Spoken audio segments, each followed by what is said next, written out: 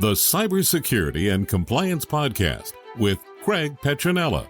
Learn about the most current IT security threats in ransomware, phishing, business email compromise, cybercrime tactics, cyber heist schemes, social engineering scams, as well as hints and tips from leading professionals to help you prevent hackers from penetrating your network and dropping ransomware or malware payloads. This podcast will arm you with the best info to defend your network against the latest cyber crimes. Don't forget to like and subscribe.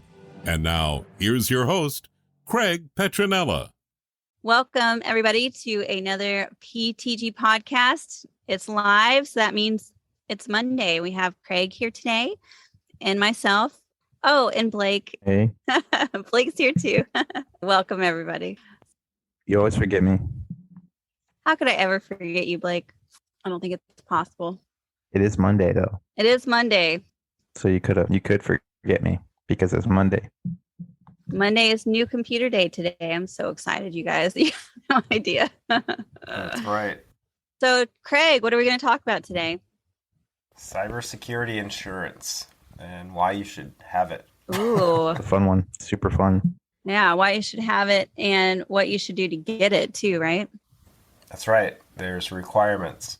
So if you're a business and you most likely want to grow and you want to get new customers, if you're a little company and you want to do business with a larger company, typically they're going to ask you if you have cybersecurity insurance. And you may go down the rabbit hole of researching what's required for cybersecurity insurance. And the market's changed a lot, with ransomware and all these threats that are just rampant now with the issues that are happening in our world. The insurance providers were paying out a lot of money for claims for ransomware. So they've essentially raised the stakes. Multi-factor authentication, which we talked about at MFA for a really long time now. They want to make sure that you have that in place. They want to make sure that you've got policies and procedures, all the stuff that we've been talking about. But they want proof. They want evidence, because if you can't provide the proof, they're not going to pay the claim. So in order for them to actually even insure your business, they ask you some questions on a cybersecurity insurance questionnaire, and they basically rate the risk profile of your business. So obviously, if you have a .com business and you're online, you're taking credit cards, or maybe you're doing custom development, different actions may have different risks associated with it. Maybe your business is small and you use a provider like Square or PayPal or something to take credit cards, and maybe your risk is pretty low. Or maybe you have more modern e-commerce company, for example, and you're taking more personal identifiable information from the public. So there's all these different questions that they'll ask you. But multi-factor authentication, or MFA, is that extra step, in addition to just a password. And it's a technology that's pretty commonplace now, and they want to see that you're using that in your business, and they're supporting evidence of that. There's different kinds of MFA, different providers provide it. The big websites like Google, Facebook, they have an MFA provided as options to access those resources. But what if you're a business and you want to incorporate that into your own systems? There's different ways to do that. Even with what's called virtual private networks or VPN technology, you can add MFA layer to that, which is highly recommended. So MFA is really the number one thing that cybersecurity insurance is looking for. Any questions about MFA for you guys? Yeah. So what is it about MFA that makes it so popular with all of the insurance agencies? It's kind of like your ATM card at the bank, right? So you have like something on your person in addition to you, like to get money. So in the case of MFA, or multi-factor authentication, so you've got a username and a password, and then you've got this extra layer now. And you can get MFA as a text message or a one-time passcode. It could go to SMS text message, which is not recommended anymore. There's also one-time passcodes that can be emailed to you. And then there's my favorite, which is either Google or Microsoft Authenticator. And then you can pair the Authenticator solution to a hardware token. And that's my favorite solution, a hardware token. We talked about Gatekeeper in the past. That's a popular one that we highly recommend, that we've negotiated a great bundle pricing for our clients on. So MFA is basically that added security layer in addition to just your general credentials. Because, let's face it, a lot of the popular websites and services, they've been breached already. There's a website called haveibeenpawned.com that aggregates all that data together. So a lot of the information, hopefully you guys listening are not using the same credentials or breached credentials somewhere, but you should be using a password manager, complex, unique passwords everywhere. But in addition, the insurance companies really like this MFA layer because it is an effective layer. It's certainly not a cure-all, and it's not the only thing that a business needs to have, but it is effective.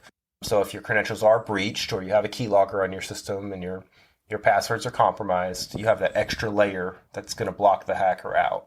Yeah, I think it's kind of surprising the amount of people that come to us and say, hey, we need help getting cybersecurity insurance. And I think probably the first two questions that we ask is, okay, how many endpoints do you have? Or do you have an inventory of your devices? And most people are like, no. Or do you have like a system security plan or maybe even a network diagram? People are like, no. A lot of small businesses, the owners usually running around multiple hats, right? So the last thing they want to think about is cybersecurity. But the reality is that with all of this technology at our fingertips, pretty much, it's, it can be used for good and for bad, right? Like look at hard drive sizes, for example. I don't know if anybody's bought a hard drive recently, but hard drive sizes are multiple terabytes in size. They're very large in size, right? It's not uncommon to get a computer with a couple of terabytes of storage.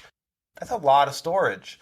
So my point is that, back 10 years ago, where you still had the issue, right? The issue of somebody breaching into your system and stealing your or deleting your data or causing damage. But as time goes on and storage becomes cheaper, now the amount, or we'll use a bucket as an example. Your bucket is bigger, and it's going to do more damage nowadays than it would 10 years ago, if that makes sense. So like if you lose 2 terabytes, let's say 2 terabytes is kind of the average size of a data storage, and you're a small business owner, and you've got a 2 terabyte hard drive, and you got about half of that full of business stuff and intellectual property and sensitive customer information, in just a couple keystrokes, it's super easy for a hacker to either exfiltrate and steal the data or delete it, and then poof, it's all gone. Whereas, just years ago, the storage the risk is still there, don't get me wrong, but the amount of damage is less because the storage wasn't there. So my point is that it becomes more and more important to not only back up your data, protect it, make sure that it's off-site, have more mature policies, like Blake mentioned, a system security plan, policies, procedures, all of this maturity level for your organization is no longer optional. It's really essential, and supporting evidence of it is essential to get things like cybersecurity insurance. They don't want you to go on the internet and just go download policies and then just stick them in a folder that you're not going to read and then say, yeah, we got policies. That's not the point. The point is that you have to customize these policies. First, you have to write them, and we have templates on our websites, and we help with those functions. You need to customize them, and only that can be done by the business and the business owner or the C-levels and the stakeholders. A provider can't do that for you. That's part of your culture and part of your business. So they need to be customized, and then they need to be mapped over to what's called security control layers. And multi-factor authentication is one of many different kinds of security control layers. Yeah. So I think what's important too to note is, I was just looking it up while you're talking. According to Microsoft, back in 2019, they said that MFA blocks 99.9% of hackers, or it can stop up to 99.9%, which that might be a little bit high, because if you think about it too, like over the years, hackers, they know about multi-factor authentication, MFA, and they are working on ways to get around it, right? So just because you have MFA does not mean that you are hack-proof, obviously, or just because you use it. I think the stat was 90% or something, 90+% of breaches that occurred did not have MFA enabled. It doesn't stop. I just looked it up, though. That's what I was just saying. Microsoft said 2019. It's 2022. I know, it's 3 years later. But the point is, it does stop a lot, but that, like you're saying, Craig and Blake, I mean, that doesn't mean that that's the only thing that you need to have in place, because you're still asking for it. Yeah, we'll also look at it from the perspective of the hackers too. So if that stat is accurate, Erin, and the bar is really high for a hacker to get through, well, what are they're gonna evaluate next? They're gonna look at what type of MFA are you using. And if you're using SMS or text message MFA, now what they're going to do is they're going to try to do what's called a SIM swap attack or social engineering attack on your cell phone provider. So if they can somehow look through breaches and, maybe find out your phone number, they may be able to find out which provider, Verizon, AT&T, T-Mobile, etc., that you're using. And now they're going to target and try to impersonate you calling that cell phone provider and say, oh man, I'm in another country, I don't have access to my phone, and they're going to try to become you and steal your identity. And what's scary is the statistics around how successful they are at doing this. So this is why we do not recommend SMS for an authentication method. We highly favor something like Google Authenticator, Microsoft Authenticator, or more importantly, something like a gatekeeper with a hardware layer or a YubiKey or something like that in addition to the software. So what those devices do is they have an algorithm. They generate every minute or every so many seconds new PIN codes that are one-time usage. But you could also pair a special device called a YubiKey or a gatekeeper, which is a hardware token, in addition to that algorithm. So now you have to have that key fob on your person near you, in addition to the proper authenticator algorithm and the code, all in that time frame. So it makes it really difficult for a hacker to get through that layer. But again, it's still one layer. And like I said, if a hacker is going to find that, oh, this method, or you're using multi-factor, now they're going to go keep checking, your defenses to see where's the weak point. And look at what happened with the headlines. I mean, I think it was just a few months ago with Okta. Do you remember Okta? I haven't heard about that one. So Okta was, you ever log into a website, Blake, and it says login as Google? Oh, yeah. Mm-hmm. Yeah, so that's Okta's framework and technology. So there was a big breach around Okta. So my point is that the hackers, they know that people are starting to use different kinds of multi-factor now. And what's happening is a lot of vendors and companies and websites that you're frequenting, they're starting to require and mandate you set up multi-factor, especially cryptocurrency, buying Bitcoin, things like that. They require the user to set up multi-factor. Often, that's pretty commonplace now. But again, it's still just one layer. Yeah, it does not completely protect you from hackers. So you just don't want to be lulled into a false sense of security. Just because you have one thing, even if it's a good thing, it's not enough, most likely. Yeah. It's all of these. Yeah, well, that's why I've always said, that's why we built our own stack, and we have a 22 plus layer patented cyber safety stack or cybersecurity stack. And we're always looking to add to those layers. And it's the onion concept that I've talked about many times, where you never rely on one person, one technology, one layer. You always have these redundancies in place, and you just keep fortifying and adding layers. And before you know it, you've got all these layers, and you're just that most difficult company or person to hack. So the hackers move on to an easier target. So what are some other requirements that you've noticed that insurance companies have for coverage? Yeah, so they want to see, your policies and procedures. Specifically, they want to see, where does your data live? Is it on your hard drives, or are you putting it in the cloud? If it's in the cloud, they want to see supporting evidence of security control layers that the cloud provider may give you. For example, Amazon AWS or Google or Microsoft Azure. They all have these platforms, but you have to configure them properly to secure your data and your information, or maybe you're using those services for your customer information. The point is that you want to have supporting evidence that the controls are in place. They're looking for the different policies and procedures around disaster recovery, data backup, password complexity. Blake mentioned system security plan. All these different policies in place. They want to see they want to see the policy. They want to see evidence of the policy. They want to see culture that it's actually being adhered to. They want to see proof of security risk assessments. They want proof of penetration tests. So they want to see supporting evidence of these third-party checks on your company. And again, it's a risk question for them.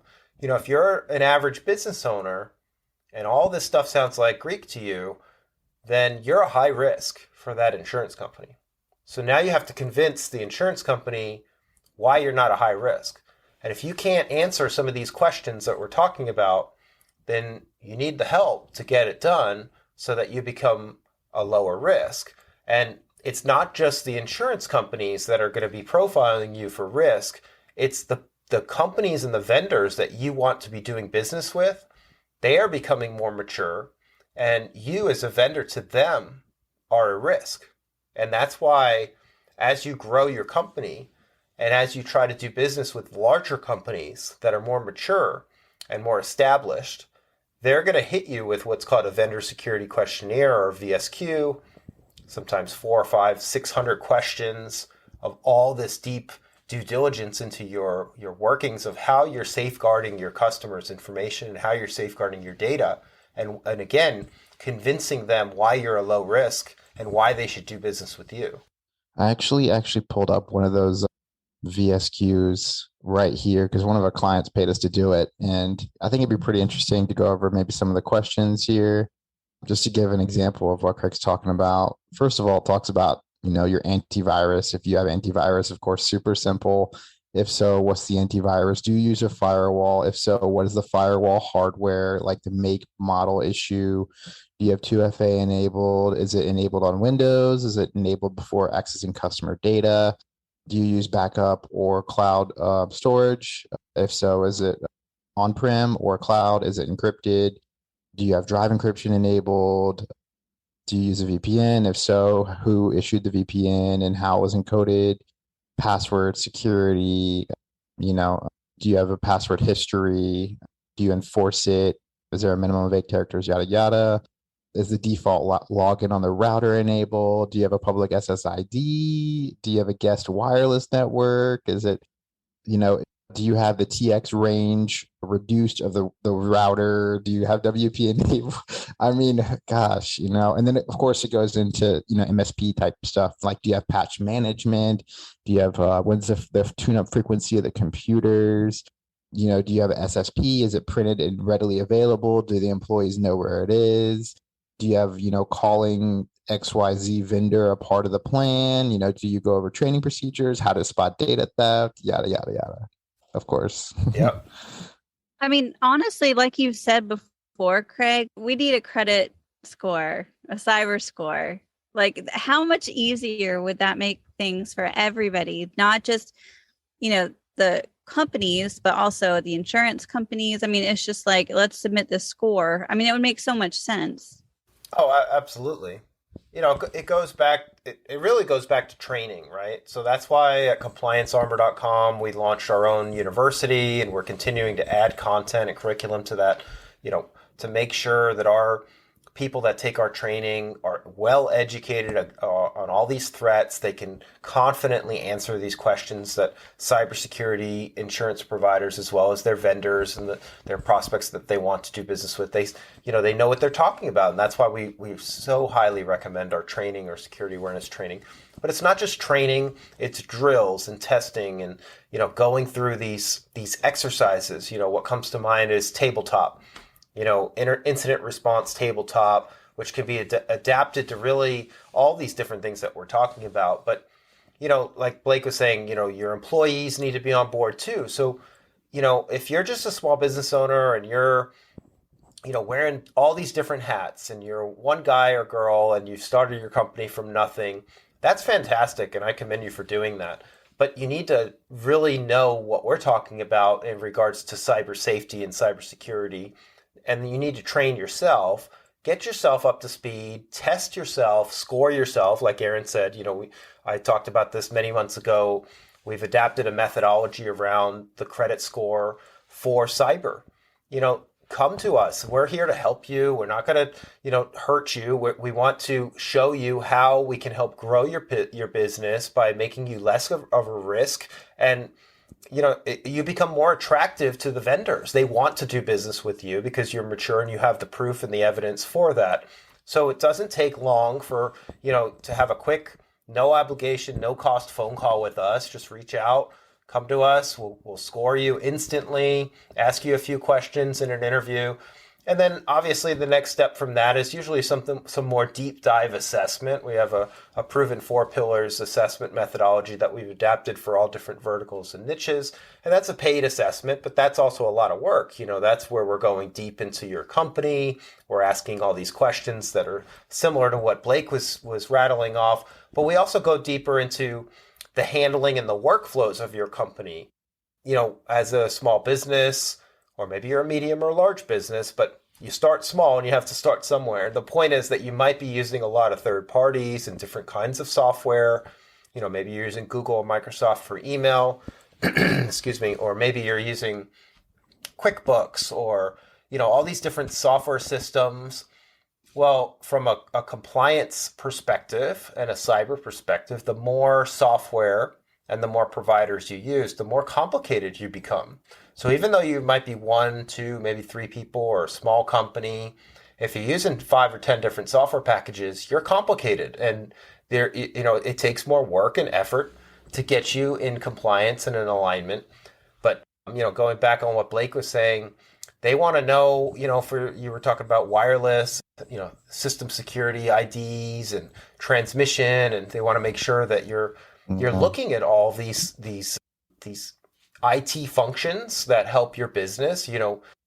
Like I remember talking to a client, and one of the questions that we asked them was, do you have a network diagram that shows all of the cabling in the building and the network jacks that are plugged back into the patch panel and then back into your switch? And then, when we do an on-site penetration test and we try to plug in to maybe the conference room's network jack, and maybe the conference room's door is wide open and anybody can go in there and sit, is that jack live? If it's not behind a locked door, it shouldn't be live.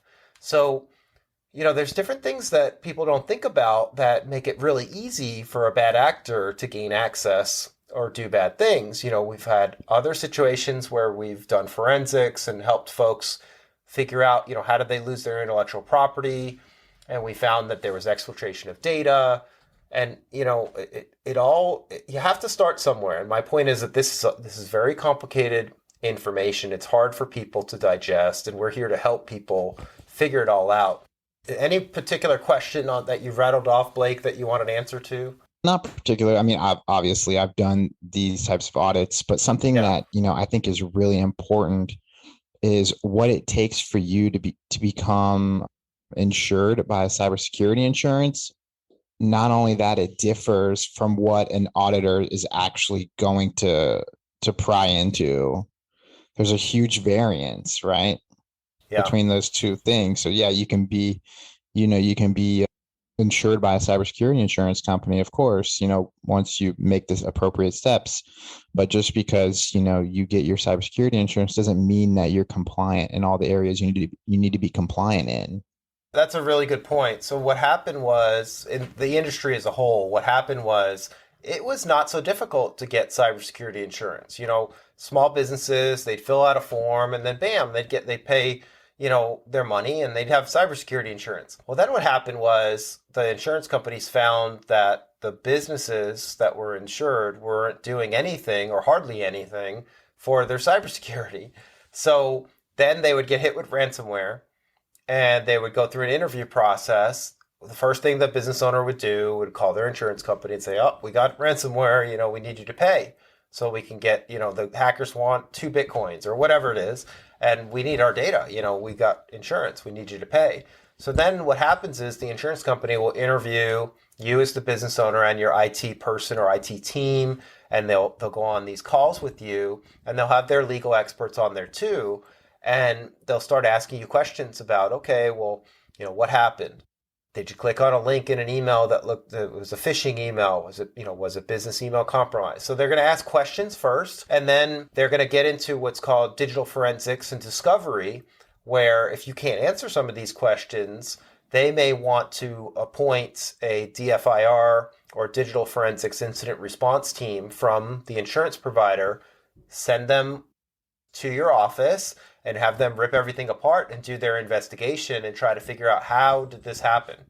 And the reality is it most often happens from social engineering, phishing emails, business email compromise. We've had countless cases that we've worked where, we'll talk about MFA again, the IT guy set up the organization with Google G Suites or Microsoft Office 365, and then the IT guy forgot to enable MFA.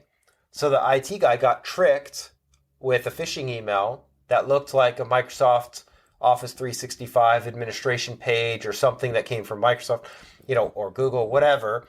He gave up or she gave up their credentials. Then, and I've said this before, whenever a breach happens, it doesn't mean that there's all these red flags and alarms that go off at that point in time. The guy did, or, in this particular case, it was a guy, so he had no clue that something wrong happened. It was months later when the hackers were spying on all the emails and they came across a wire transfer that was about to happen. That's when they stepped in and they said, no, the routing and the checking account number is this, not that. I said a mistake or whatever. And they registered the domain name with one letter difference in the law firm. Okay. So in this particular case, had they had MFA enabled on the Office 365 account, the hackers would have been unable to get in. It would have avoided, it was almost $750,000 that they lost due to wire fraud. This is an absolutely true case that happened. And this is just one of many. We've worked on so many others that's why insurance companies like MFA so much, because they feel like that, at least if you're protecting Google G Suites or Microsoft with MFA, they feel like they can get good protection. And it is good protection. However, the hackers are always becoming smarter and they're always working and looking for low-hanging fruit, right? So if they find that you do have MFA enabled, they're going to look down, okay, well, what do you not have in place? How good are your employees at social engineering?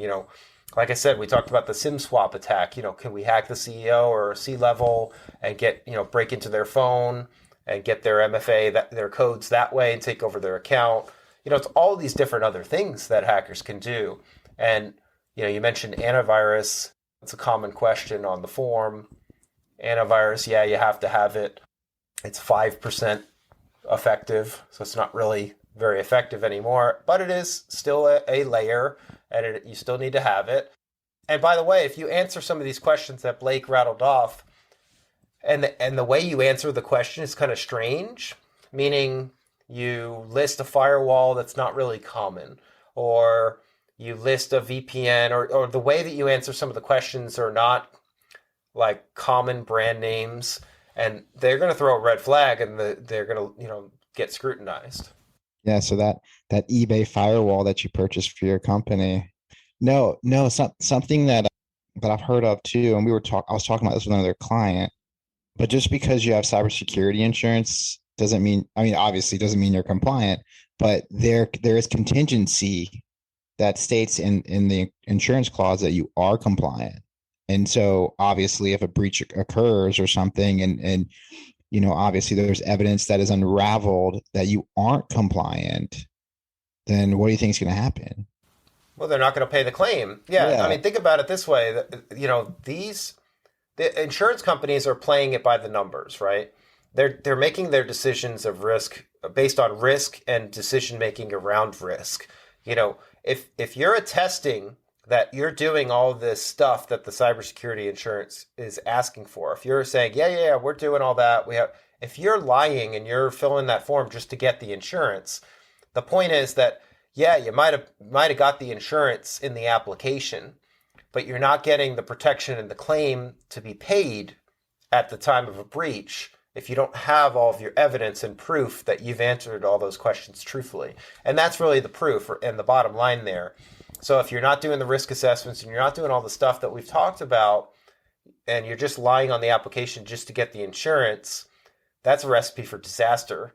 And the same thing like with the firewall example, if you go to Best Buy or you go somewhere and you buy a home router or a home firewall and you stick it in your business, that's not a business level piece of equipment, and it's not meant to be, protecting your organization. So if they, think about it. If the insurance company goes through all the stuff of how you answered it and they find, oh, you're using a Linksys or a TP-Link router and you have 50 employees, that thing costs $75.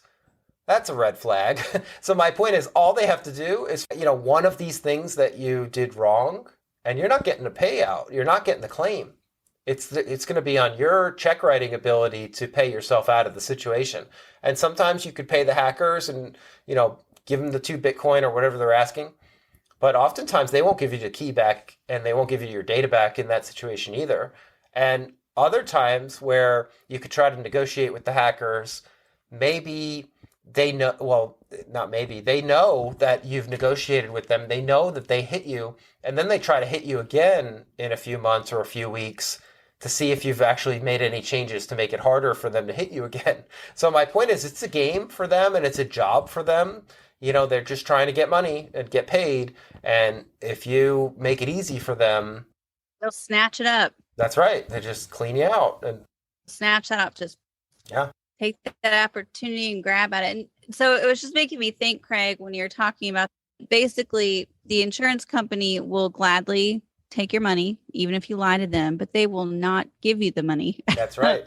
So you're basically like, if you're lying to them and you get hacked, you're screwed. Like they've got like digital forensics. They can tell if you're lying or being dishonest. And, maybe it's possible they won't completely not give you money or it won't completely protect you, but it's likely you won't get the full amount that you're requesting, or it's just not a good idea. It's the same thing that happens when you get in a car accident, right? Mm-hmm. You get in a car accident, an auditor comes out and sees like what happened, like who's at fault, yada yada yada.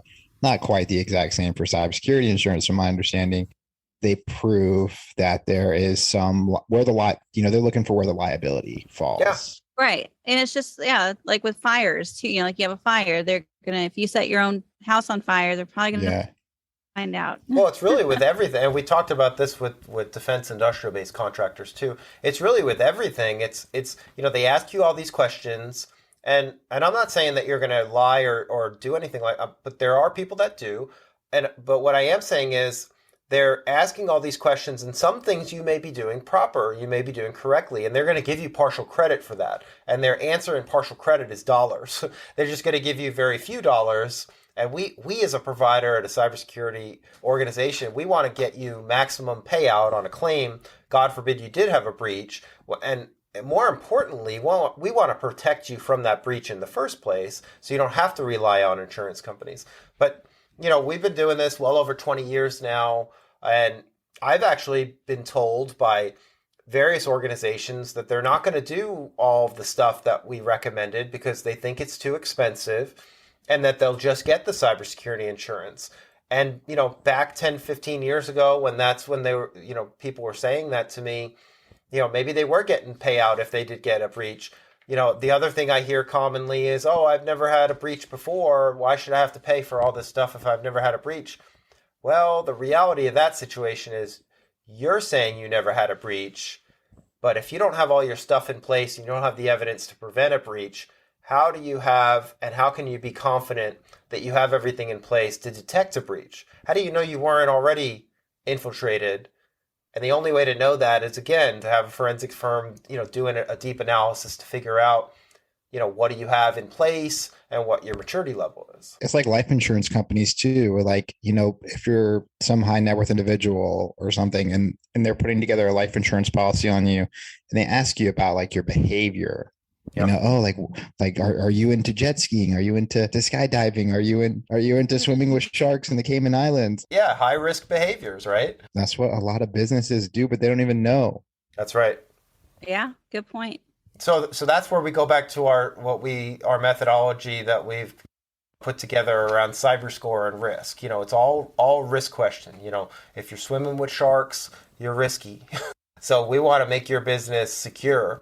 And we want to help you do that as efficiently and most affordably as possible. And all this stuff, folks, doesn't all cost a ton of money to do.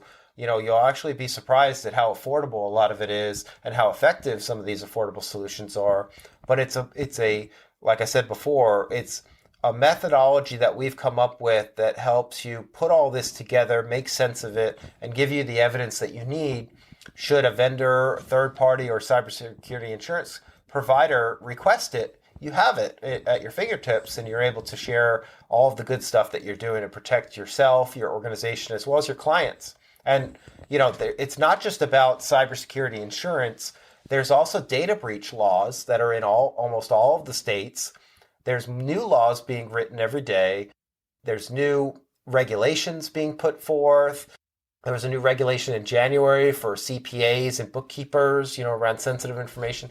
So if you're thinking, well, my business doesn't really handle sensitive information, most likely it does in some way, shape, or form. If you're doing business with a vendor and you've got sales receipts or identifiable information on what did they buy and just the common information, once you start asking and pinpointing, who bought it, first name, last name, email, company name, phone number, all these fields, they now zero in from a mass to an individual corporation or an individual. And now you've got sensitive personal identifiable information, or PII.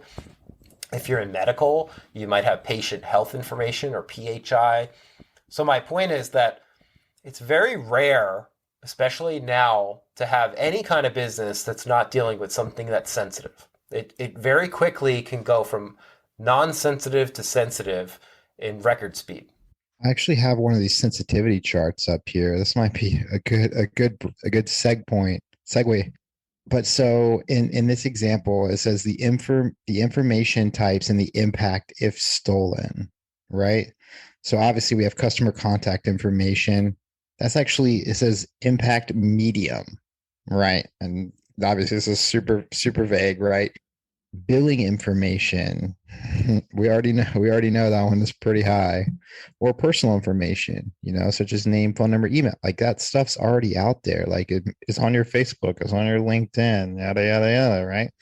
But of course they have likelihoods, right? So there's so much stuff. If you're in HIPAA, if you're subject to HIPAA and you have social security numbers or something, or, you're filing claims and you require some, it's just head is exploding. I can't say anything. Look at it from a vendor perspective. Let's use your cell phone provider, for example.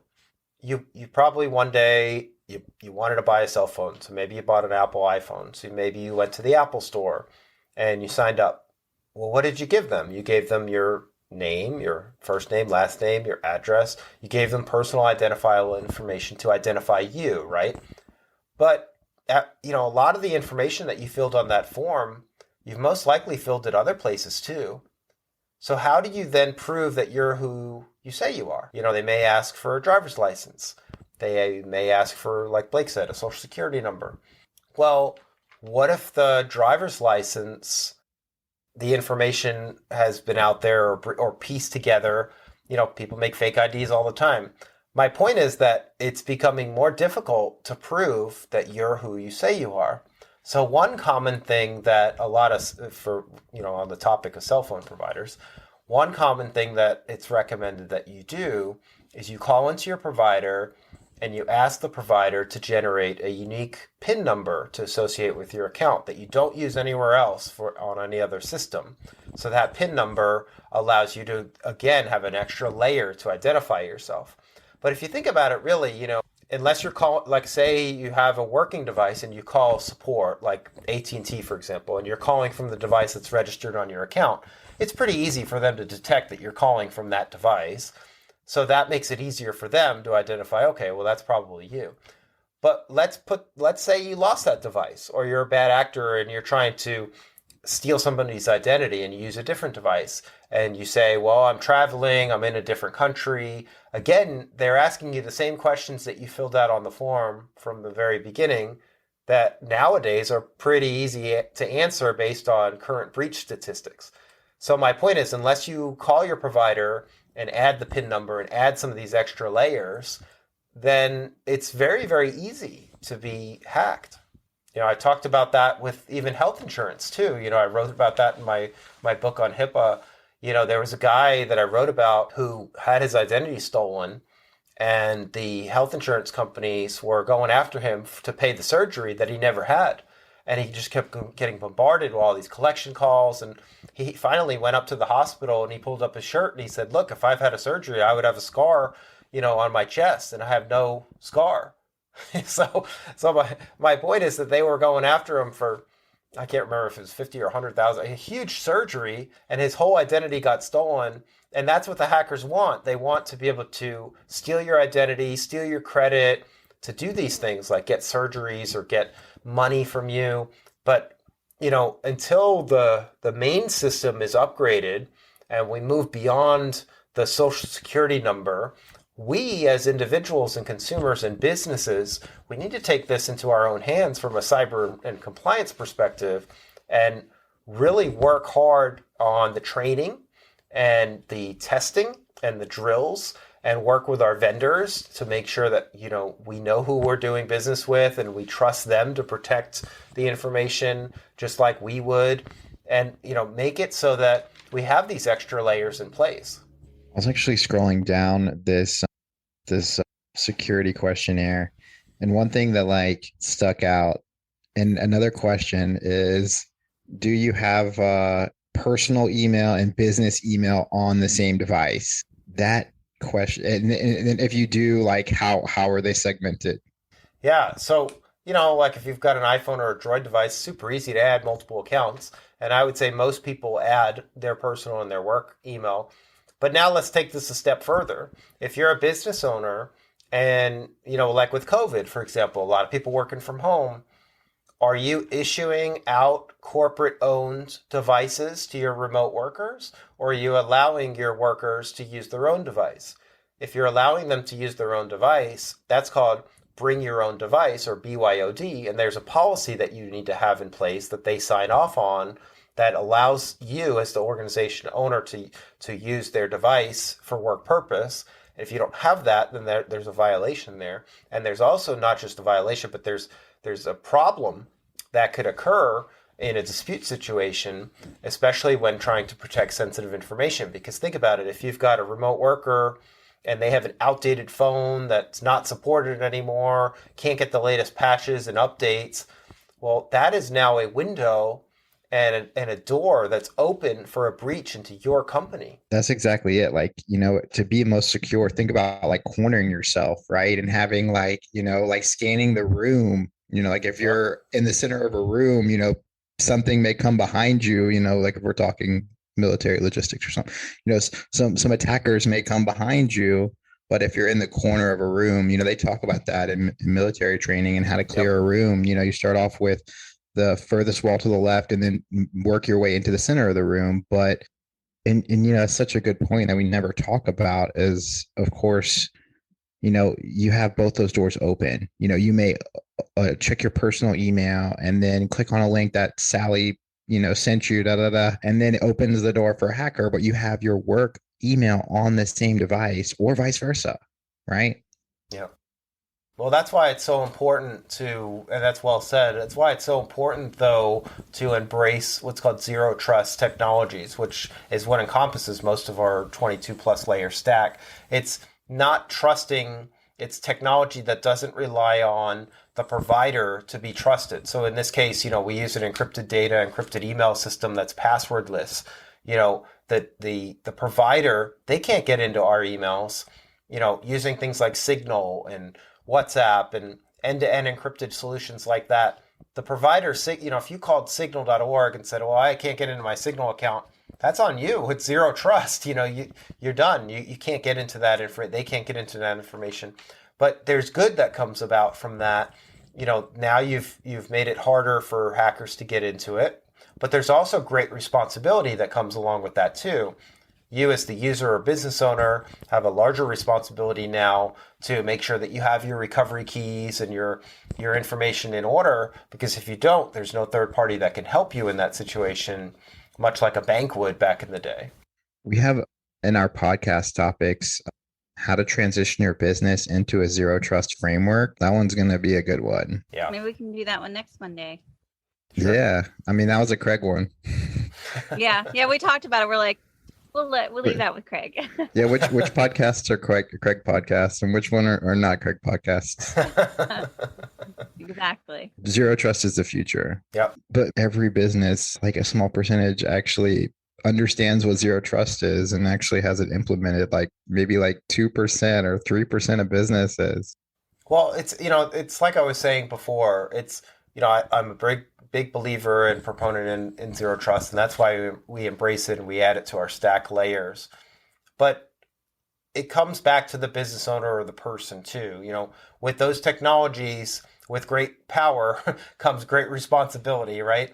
So if you are just confused about all this, just call us and reach out and we'll help you. Like Erin said, we'll give you that score, we'll interview you, quick conversation, no cost or obligation. And then if there's a fit, we'll certainly help you with our more in-depth methodology around our 4 pillars. But if we decide to go through that journey together, which is always an eye-opening, fun experience, my point is that you have a partner, which is Petronella Technology Group, to lean on that has the answers for each of these solutions that are tailored to each individual type business. But going back to employees and more personnel and staff and training, as you grow your company and you have more people that help you get the job or jobs done, all of those people now are risk vectors into your breach profile, because if one untrained employee gives the keys to the bad guys, well, that could cause a breach for the whole organization. So that's why training is so essential and the drills are so essential. And, technology, especially zero trust technology, is great, and it helps solve some of the trust issues with certain vendors. But there's still, like I said, there's more training and legwork and responsibility that you can't outsource. So there's kind of this balancing act, right? We talked earlier about risk profiling for that your organization and yourself. When you buy cyber insurance, for example, you don't want to just buy it from the cheapest provider of cybersecurity insurance. You also want to buy it from a provider that's well known and respected. And it's the same thing with other companies and other solutions that you use. There might be a brand new solution and it might be great, but if it's a high risk, high profile company that doesn't have supporting evidence of certain security standards, then you may want to keep shopping, because you need to make sure that you're doing business and who you're trusting has been vetted and tested. And that's so important nowadays, especially with all the breaches like SolarWinds. And, think about like your iPhone or your Droid device, how many apps you have on that thing, or how on your desktop computer that you use, whether it's Mac or PC. All of the companies and solutions that you purchase, whether it be from Microsoft or Apple, every single one of them has a risk. And it only takes one of them to become unpatched and breached to breach you. And you have to think about, that's where I was talking about these tabletop exercises. You have to plan these fictitious events in advance and proactively go through them, much like a military drill or a fire drill. If you never do the fire drill, then when something happens, because it will happen, when something happens in the future, how are you going to be best prepared? Something that I was just thinking about as you were talking about this, and, from experience working here for, I think, going on 3 years now, a lot of people come to, I think maybe a lot of people, there's two different types of customers that come to us. There's ones that submit something to us, and then, we reach out to them and they never answer our call. Right. Yep. Or the people that are super engaged, like, hey, like, let's get going, like, like, let's do it now.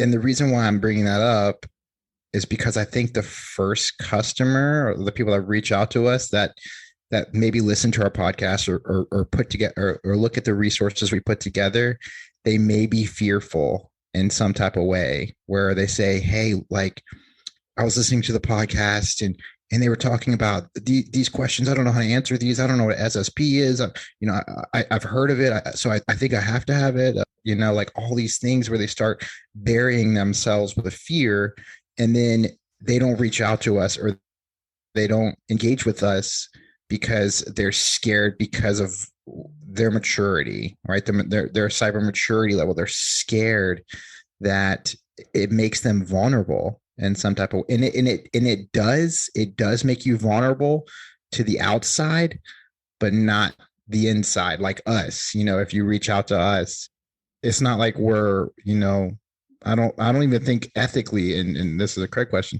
but I don't even think ethically we can be a whistleblower because we are a service provider. Yeah, whenever somebody reaches out to us, we always have confidentiality, and we do NDAs and things like that. So your conversations are safe and secure with us. One of the first steps that we usually do on an intake is we move you from insecure email to an encrypted data and an encrypted email solution that we use. So we have those systems in place to protect not only ourselves but our clients. And I understand that a lot of this is complicated stuff. It is kind of put into the fear mindset, but that's just kind of the world we live in now. I think the bottom line though is that we're the good guys. We're here to help you. We've been doing this for a really, really long time. We have the most efficient path forward. And we don't just say that, but we back everything up that we do with supporting evidence. And the evidence that we provide is all truthful because we pass audits. So my point is that we're here to help you wherever you are on the journey, and it doesn't have to be embarrassing or anything like that. We don't make any judgments on anyone. We just want to we want to learn more about you and your company so that we can prescribe the right solution. And unfortunately, with every business and every person being different, there's no commercial off-the-shelf solution that, is inexpensive. It just doesn't work that way. That's why we have our first step is a free phone call. There's no cost or obligation, just to kind of get to know one another, learn a little bit about your situation. But then after that, it's consulting, and then we help you because we're working hard for you and in your best interest to prescribe that right solution. And that is a lot of work. I'm not going to sugarcoat it and say that it's not. But, like I said, if you listen to our podcast and you try to do so as much as you can on your own, and what I mean by that is, you try to organize your business and you try to maybe reduce some of the third parties that you work with and, ask your third parties for evidence of compliance and security on your behalf. How are they keeping your information safe and secure? What reports and evidence can they give you? If you do some of this due diligence on your own, that's okay. That's good. That's, I commend that. And that makes our job easier if we choose to work together in the future. I know we like to use cybersecurity insurance and compare it to doctors and healthcare and general practice and stuff like that. But, Craig is saying it's such a valid point.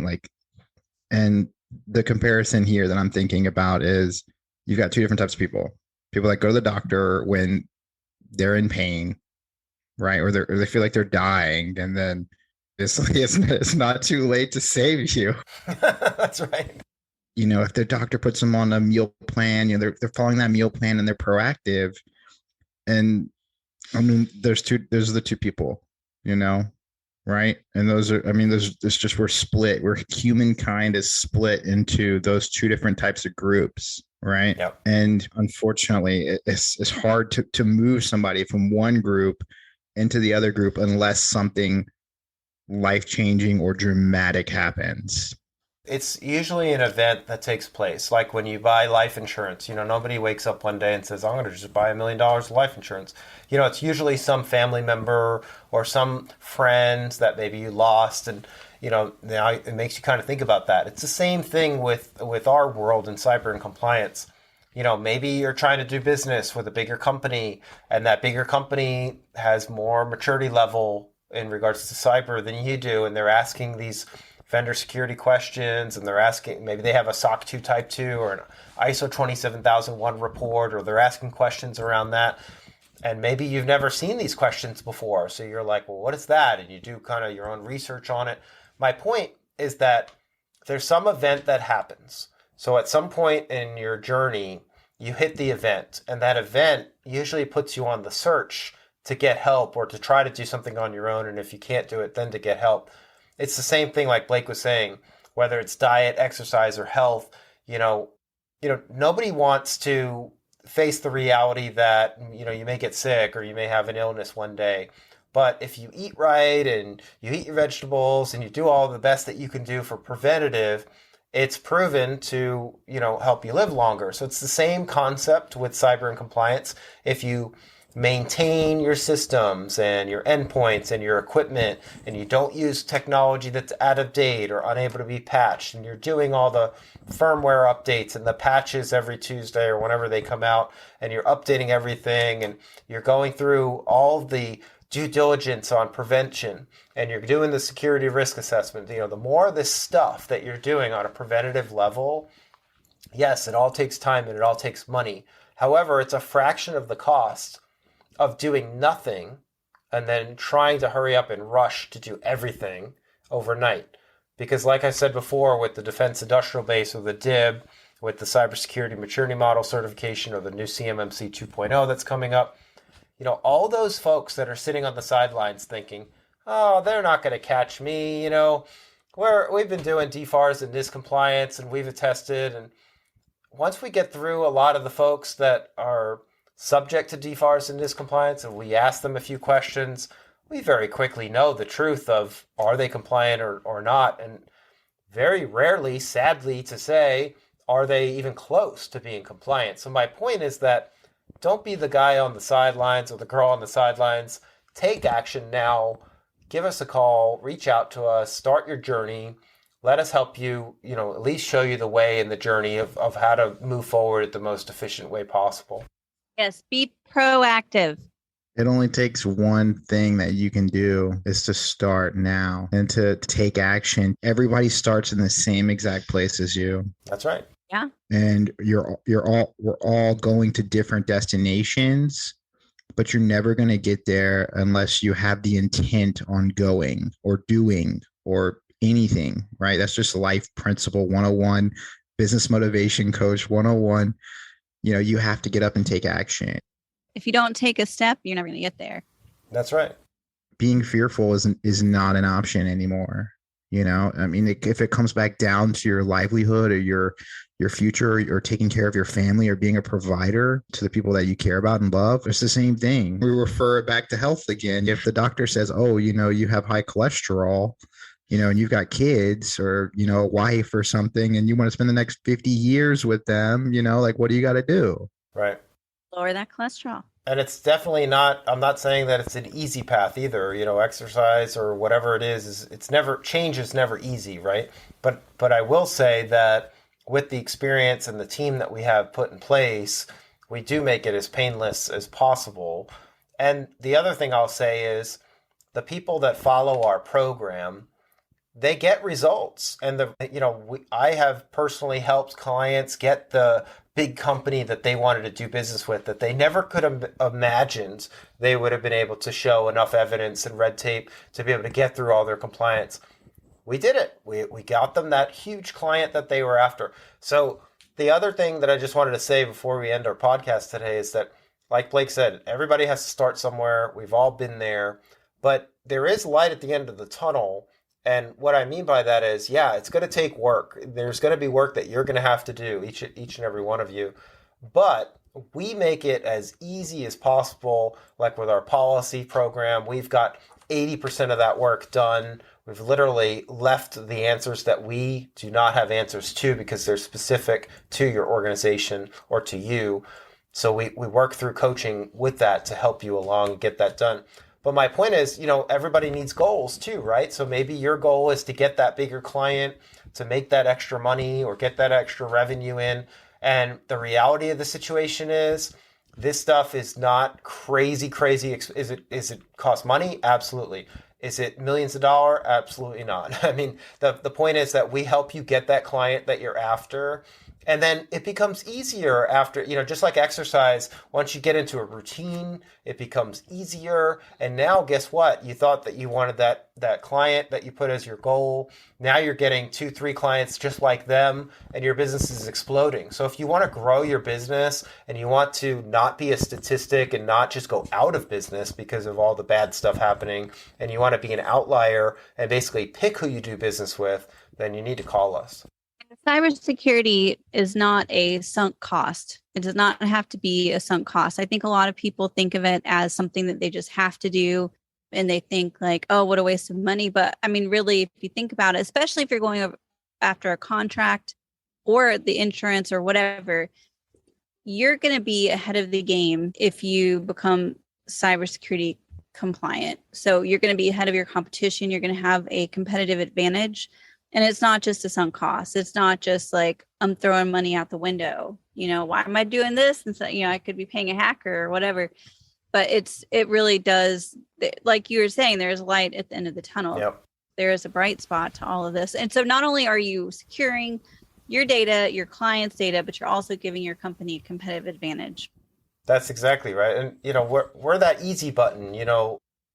I've said this many, many times, but it's true. If you listen to our advice and you take what we're saying to heart and you do what we say, you're not going to get hacked. If you do everything, you do the workout, you do the program, you're going to see results. And it's the same thing. If you follow our advice and you follow our program, the likelihood of you getting hacked is so small. I mean, is it possible? Yes. But that's just because we're all humans. But my point is that we could put everything perfectly in place for you around policies, procedures, security controls. We could do all the tests, all the drills. We can give you the recipe that we know is proven and that works. And for those over the past 20 plus years in doing this, the ones that listen, I could tell you with 100% certainty, the ones that listen and follow our program, they don't get hacked. They don't get hacked because they have so many layers in place that the hackers move on to easier targets. And that's absolutely true. And that's what we want to build for your business and for yourselves. Not just at a business level, but at a personal level too. People get hacked. So depending on where you are, if you're working from home or you want to start that new business, you have to take cybersecurity as an investment. It's part of the cost of your operation. It needs to be factored into that. I'm not saying you need to go and take out millions of dollars in loans to do it the right way. But I am saying that there is a process that we've developed and it is proven. In one of our previous podcasts, I don't think you were on it, Craig, we talked about budgeting for cybersecurity. I think Erin's probably going to be like, yeah, I was getting ready to go there because we vibe off each other like that. I was going to say, don't be a fruit, be an onion. Oh, yeah. We talked about that. We'll have to bring, I don't even know if Craig's heard that one yet. No. But no, in one of these previous podcasts, we mentioned anywhere from 6 to 12, I think it's 6 to 12 or 6 to 14% of your revenue should be going towards cybersecurity. And the average is like 0.6. The average is 0.6, but depends on the space that you're in. Well, not only does it depend on the space, but it depends on where you are in the journey. So like if you're just starting out, 16% or whatever you said is not going to be enough to just start out, right? It might need to be more than that. Because remember, we're building a foundation, right? And the foundation that we build that's custom, it's like a custom home built specifically for your requirements and for your business and where you are right now. To build that home oftentimes has a minimum effective foundation or a minimum effective dose, right? So whether you're one person or 1,000 people, you still have to have a strong foundation. Now, if you have 1,000 person custom company or 10,000, you're going to need bigger stuff, right? And that's okay. But my point is that the statistics that you guys were saying, that's in your maintenance mode. So after all the work is done and you're moving along and you have the evidence for all the stuff that we've been talking about, then you should be, yes, 15, 16, maybe 20%, depending on the risk category of your business model. That's going to depend on how your percentages should be. But the reality of the situation is right now, I think Erin said 0.6%. That's just woefully too low. That's not going to get you very far. It's just going to take forever. And then by the time you even make any traction or progress, bad things will probably happen already. So the point is that it really depends, and it's different for everyone. But be prepared if you have nothing and you know that you don't have anything, or maybe you have contracts and you thought that you didn't really understand what NIST and DFARS compliance is, or whatever mandates or regulations you're subject to. If the bottom line is, if you don't have much in place, be prepared to spend, fair market value and reasonable price to build out your foundation and then put you in that maintenance mode. And again, it's not a sunk cost. It is an investment in your business, and it's also your obligation really nowadays, not only for the law, but to ethically protect yourselves and your customers, because the statistics are against you. If you do nothing, you will, it's a fact, you will get breached. It may not be tomorrow, but some point, if you do nothing, you're most likely going to get breached. And when you do, it's game over. So all that work that you think that you might be saving by, I didn't have to pay for that, or I sidestepped that one, how bad would it be to wake up and then find out, oh crap, I just lost all my stuff due to ransomware and I should have just done this or whatever. The point is that we're here to help you be proactive and preventative and be reasonable with budgets and realistic that, hey, some of this stuff does cost money, but you don't want to, use that $59 router because of all the issues with that layer, and you never want to run your whole company on an unstable foundation. If you want to do it right, we're the ones to call. Yeah. Not only that too, saying you didn't know, or that I didn't know, I wasn't supposed to, I didn't know I was supposed to do this. That doesn't get you off the hook. That's right. Doesn't stop the hackers. The hackers don't care. And neither does the government. It doesn't get you out of timeout. And then we should probably, Craig, our quote. I'll let you tell him. No, please. Don't be a low-hanging fruit. Be a cybersecurity onion. So if the hacker's trying to cut into your onion, they're going to cry and go away. Right? That's right. That's great. But if a hacker tries to eat a fruit, it's going to be like, let me stay here all day and just eat off of your tree. That's right. Every layer. You cry through every layer. Be an onion. Be an onion, y'all. Yeah, it just came to us one day. That's awesome. Yeah. That's really good. We've been saying it ever since. That's awesome. At least on the podcast. Probably to each other too. But it's so true, though. I mean, you got to invest in yourself. You got to invest in your company, not just for the laws and the regulations, but for yourselves. I mean, it's truthfully going to make you more money. It's going to make you more secure, more stable. It's going to give you the foundation to support growth. You're going to increase your revenue by investing in cybersecurity and compliance with PTG. And think about it too. Would you prefer to go with a business that has strong cybersecurity or weak cybersecurity? Yeah. Obviously, strong cybersecurity. So your customers want strong cybersecurity as well. I can say words, I promise. But you could even, that's something that you could even use if you do have strong cybersecurity layers in place. That's something that you can use even as marketing if you wanted to. Like, hey, we take care of you, unlike our competitors. So there's lots of ways you can spin it. Yeah, use it as a competitive and marketing advantage. Once if you do the big jobs like the SOC 2 Type 2 or the CMMC or HIPAA compliance, showcase that work. I'm not saying share those reports, but at least tell your clients, look, we take your information seriously and we keep it secure. Here's the evidence, the proof, everything that we say and we do as part of our culture at Petronella Technology Group is we support everything with third-party evidence. We vet and test. We have a whole research and development department. So we're that catalyst. We can get you there. Even if you have nothing, we can get you there to where you need to be, custom tailored. And, sometimes I can't give exact timeframes because every business is different. Sometimes in just 3 to 6 months, though, we can make a huge amount of progress and build a strong foundation that we can keep building on and get you on the road to getting more clients. Absolutely. Craig, I'm glad you were able to join us today. It's always great when you're on. You have so much knowledge. It's just, I love picking your brain. So absolutely. Yeah, we got to save all of our really juicy topics for the ones that Craig comes in on. We could talk about the other silly stuff, but we got to save our hard. And cyber insurance is really important. Everybody should have cybersecurity insurance. I mean, even us, we have cybersecurity insurance. we're not perfect. We like onions, and we definitely, eat our onions and we do our exercise, but we're human too, right? And we have followed our own advice. We eat our own dog food, so to say, and we've gone through our due diligence with our vendors, but there's still, every business has risks, right? So every business needs cybersecurity insurance.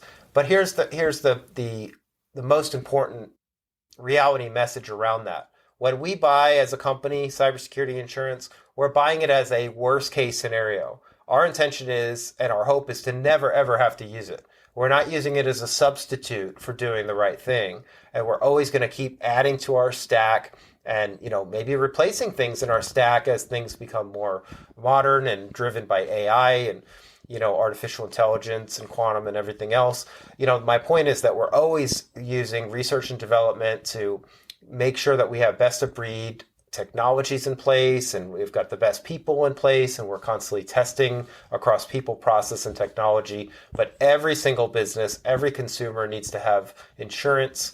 It's very, very vital and important. And I just don't see how in our climate with, it being, I can't believe it's May of 2022, I don't see how any business cannot have cyber insurance. I mean, that would be like a deal breaker immediately. Like if I did business with somebody and I found out they didn't have cyber insurance, that tells me that they're not taking cybersecurity important and seriously enough, that they don't really care enough to have that. I mean, that's like the most minimum thing nowadays to have in place. But again, the requirements for cybersecurity insurance, they are getting more difficult. However, we have the recipe and the proven methodology to get and make sure that you can qualify and get that cybersecurity insurance. But we don't stop there is the point. Like we talk about NIST 800-171 and DFARS and CMMC, and we talk about the 110 practices, right? Cybersecurity insurance may, if we had to map it over, maybe like 20, 30 points worth of those practices. We're not going to stop there and say, oh, okay, you got enough to get cyber insurance, you're done. That's not how we work. We're going to try to make you that most awful tasting onion as possible and the most layers in place. We want to make sure that a hacker spits you out and moves on.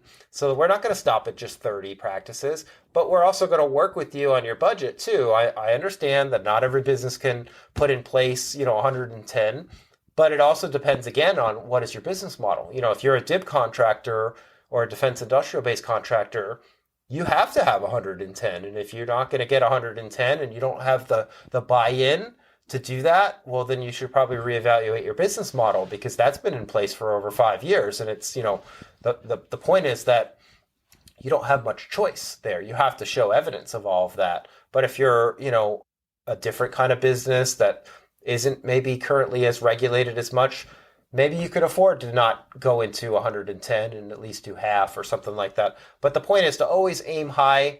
Treat all of this as investments in your company. Even if you are a little business and you don't do a lot in the regulated space, it's still not a bad idea to go after 110 practices if you could afford to do so. And there are affordable ways to do so.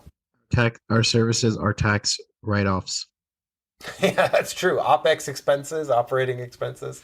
That's right. Not only that, we have some areas of compliance that people have reached out to us, and you actually get tax credits in some areas.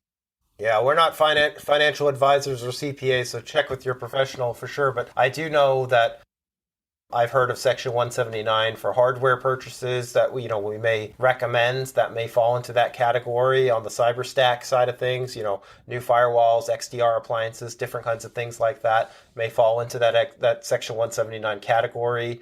The obviously cloud services, cyber services that we provide, or SOC services, those are all typically operating expense services. But again, check with your tax and your local professional on that, because we're not financial advisors. But yeah, good point. It used to be, but not anymore. Just FYI. All right, guys. Well, I got to wrap up, but got any other questions on cybersecurity insurance for today? Not currently. No, I think we should for next Monday, which maybe the how to transition into zero Zero trust. Yeah, I like that I idea. think that's a great one for next Monday. Yeah, we could talk more about enclaves and how enclaves are really a great effective way to help a business do a lot of the stuff that we're saying affordably. A lot of our competition sadly is ripping people off and selling them just a mixed bag of goods that we don't operate that way. I mean, we have a reputation to uphold. We win awards and kudos, and we're on the news all the time, and we work hard to get there. We're not saying that out of arrogance or to gloat. We're saying that because we wake up every day. We want to do the right thing. We want to help people, and enclaves will save you guys tons and tons of money. I mean, tens of thousands of dollars to build out secure enclaves to get all this stuff in order for you. And you just really need to reach out to us and get started with that. I can hear the listeners Googling now. Enclaves. What is an enclave? What is not? We'll tell you on next Monday. And speaking of other podcasts too, I cannot wait for Wednesday. We're going to do the first podcast with AI and marketing. So if you are interested in more abstract, fun, like kind of stream of consciousness, the intuitive, like big abstract, I guess is really the way to put it. Don't forget to tune in to the AI podcast. We get into less practical, more abstract ideas, the future of cybersecurity, the future of marketing. It's going to be fun if you like that kind of thing. If you don't, obviously, stick to this podcast, but check it out. Cool. I've got some ideas for those in our list here that I think would be awesome. I can't wait. I'm so excited. I love doing these, though, obviously. So awesome. All right, guys. Have a great rest of your day. All right. See you guys later. Thanks. All right. Thanks for listening to the Cybersecurity and Compliance Podcast with Craig Petronella. For other episodes and more information, visit PetronellaTech.com. Also visit our other websites, ComplianceArmor.com and BlockchainSecurity.com. Don't forget to like and subscribe. Thanks for listening, and stay secure.